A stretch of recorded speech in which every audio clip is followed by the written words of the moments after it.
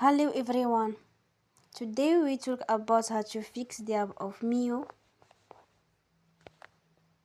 We will go to settings. Then we click on apps.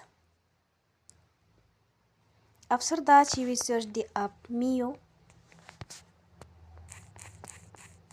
and you will click. Then you will on force stop. After that you will go to storage. Then we click on clear cache.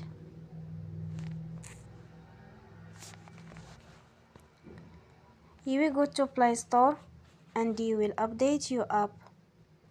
Don't forget to support us by like and subscribe. See you next time and thank you for watching.